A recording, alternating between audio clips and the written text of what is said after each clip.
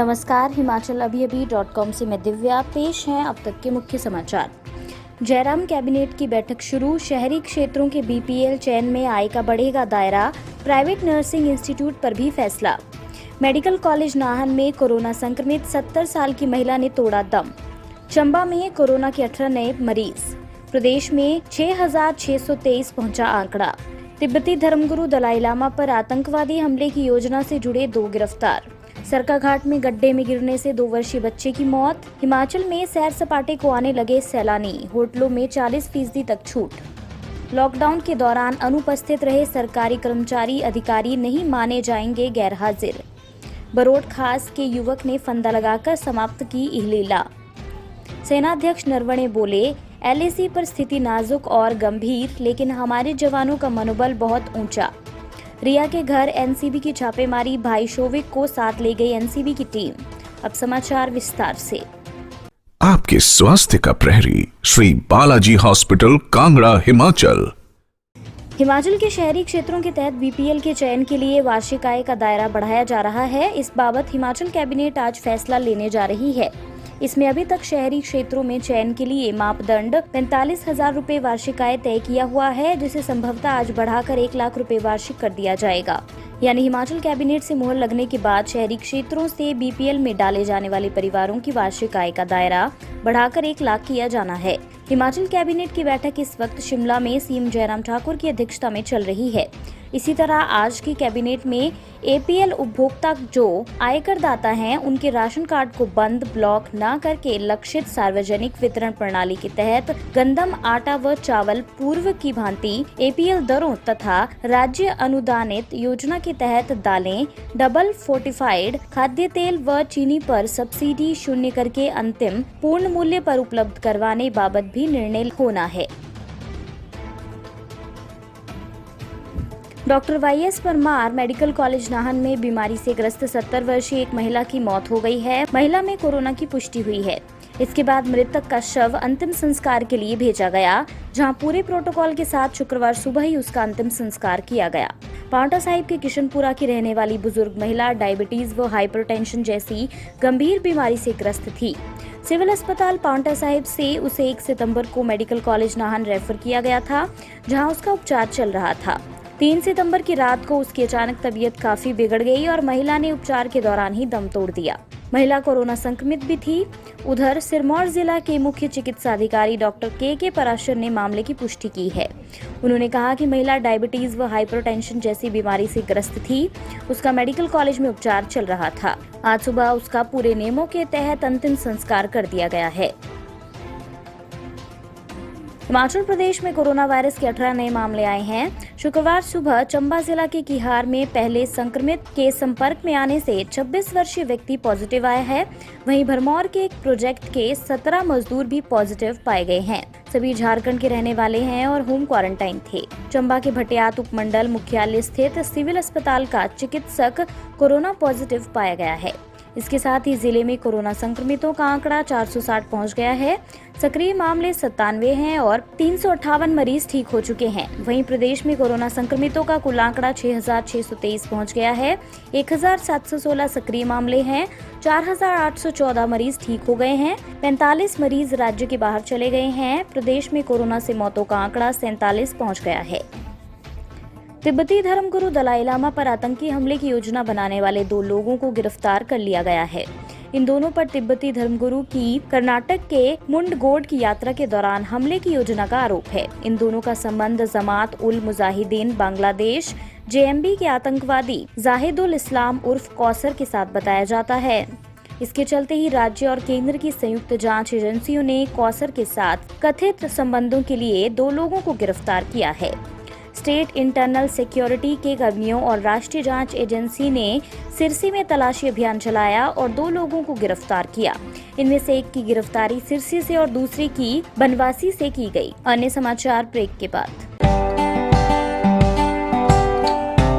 Shri Balaji multi speciality hospital Kangra, जहां आपको एक ही छत के नीचे मिले बेहतरीन चिकित्सा सुविधाएं, cardiology, laparoscopic, general surgery, neuro surgery, orthopaedics, paediatric, radio diagnosis, urology, gastroenterology, ophthalmology, pathology, medicine, anaesthesia और डेंटल जैसी अत्याधुनिक और बेहतरीन चिकित्सा सुविधाएं, 24 घंटे इमरजेंसी सुविधा, 9 बेड के साथ critical care unit, cardiac monitor और डिफिब्रिलेटर्स, सेंट्रल ऑक्सीजन लाइन और वेंटिलेटर सुविधा।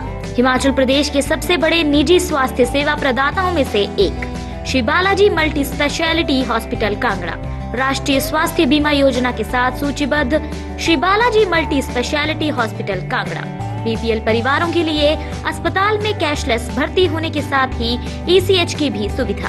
हमारा पता Shri Balaji multi speciality hospital, Balaji Vihar, Ujjain, Kangra. संपर्क करें 9218411108 पर। Shri Balaji multi speciality hospital Kangra.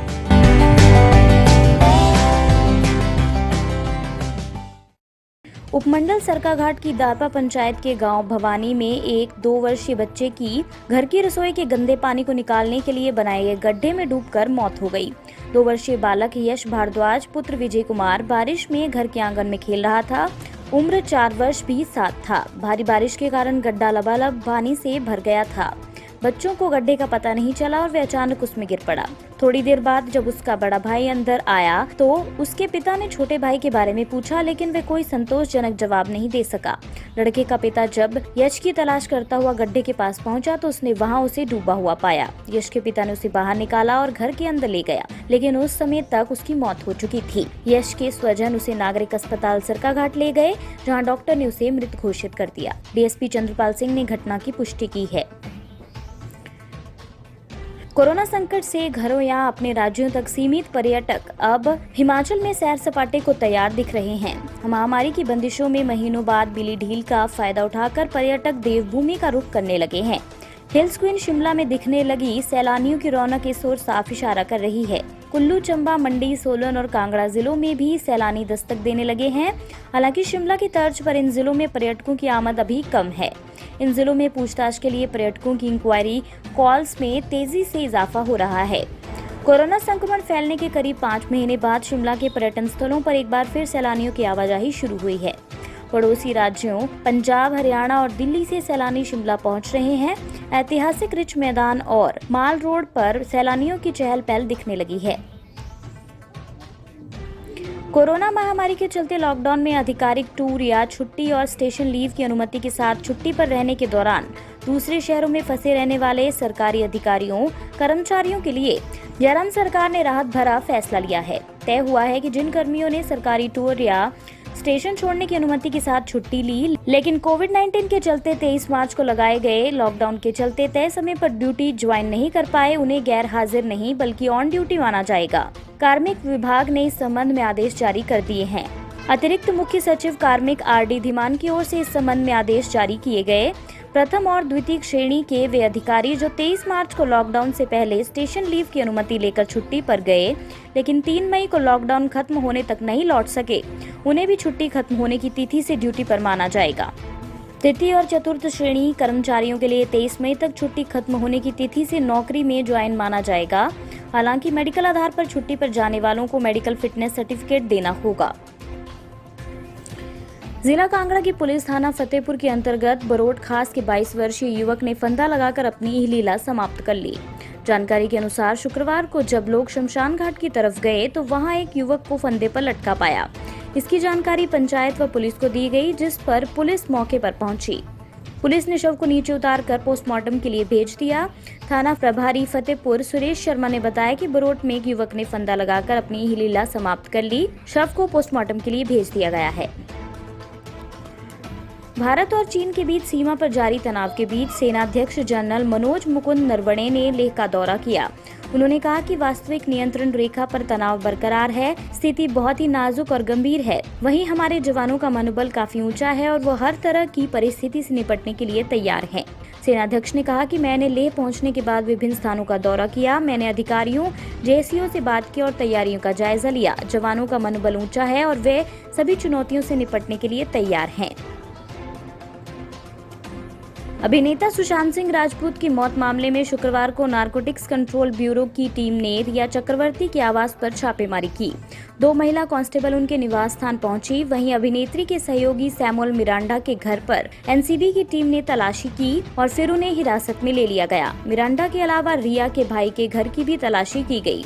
तलाशी के बाद एनसीबी की टीम को शोविक के घर से एक डायरी मिली। सूत्रों के अनुसार शोविक और मिरांडा से आमने सामने पूछताछ की जा सकती है। सैमुअल मिरांडा को मुंबई में एनसीबी कार्यालय लाया गया है। उनके आवास पर आज सुबह तलाशी के बाद एनसीबी ने उन्हें हिरासत में लिया। इसी के साथ ये बुलेटिन यहीं समाप्त होता है। अगला रेडियो बुलेटिन सुनिए शाम 7:30 बजे। तब तक के लिए नमस्कार। आपके स्वास्थ्य का प्रहरी श्री बालाजी हॉस्पिटल, कांगड़ा, हिमाचल।